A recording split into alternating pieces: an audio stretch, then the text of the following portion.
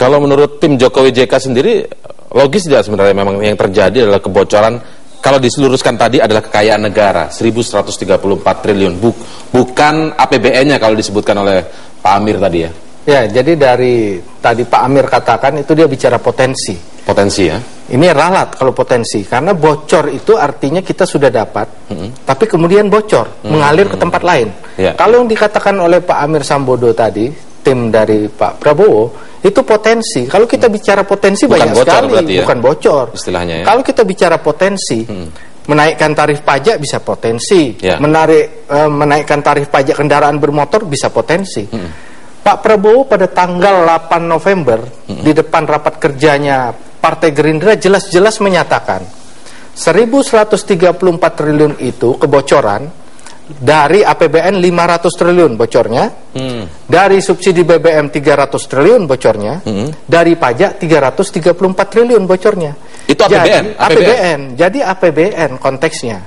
Tapi kalau kemudian penasehat Pak Prabowo yang ini meralat menjadi itu potensi, kita bisa berdebat panjang tentang potensi memang.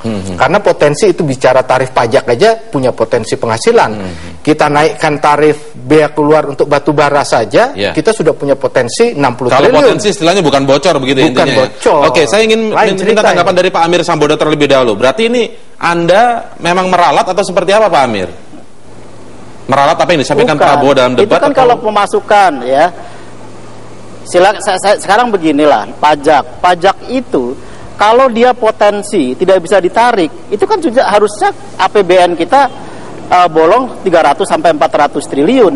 Dan kalau kita tanya kepada Dirjen Pajak, persoalan pajak itu tidak ditarik adalah karena memang aparat pajak ini kurang. Di samping memang ada kebocoran APBN. Saya tidak mengatakan tidak ada kebocoran APBN. Kemudian yang kedua, kebocoran dari APBN itu 500 triliun.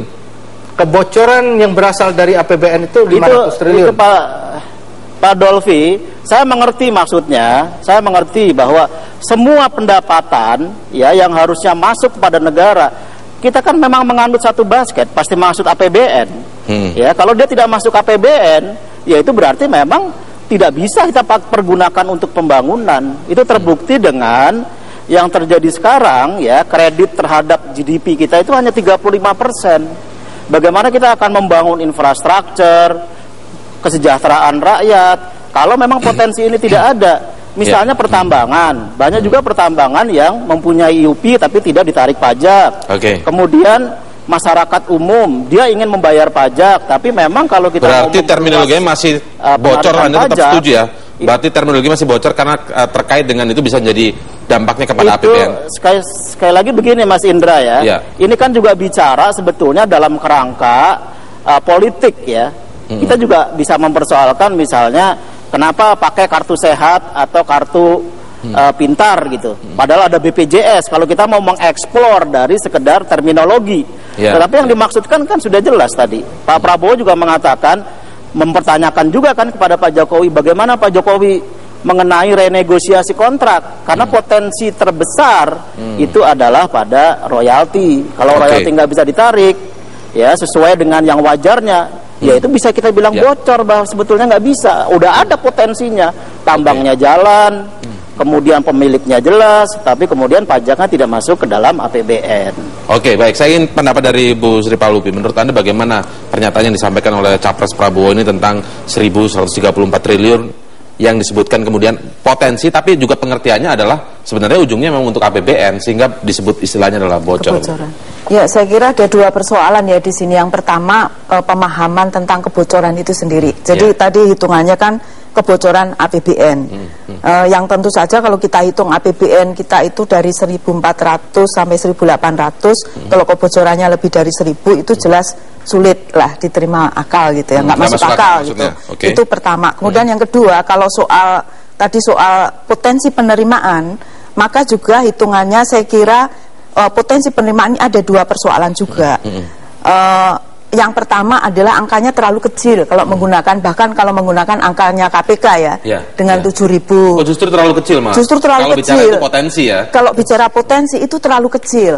Kalau disebutkan 1.134 potensi data yang dari Prabowo, itu terlalu kecil. Terlalu kecil. Terlalu kecil karena misalnya dari beberapa tahun yang lalu KPK itu sudah menyatakan bahwa hanya dari sektor pertambangan saja itu potensi yang hilang itu 5.000 triliun.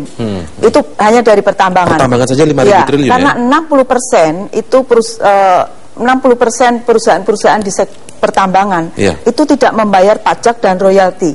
Kita tahulah kasus Gayus ya, hampir 150 perusahaan terlibat dari kasus Gayus. Artinya, 150 perusahaan. Ya, di situ ada persoalan mengapa terlalu kecil.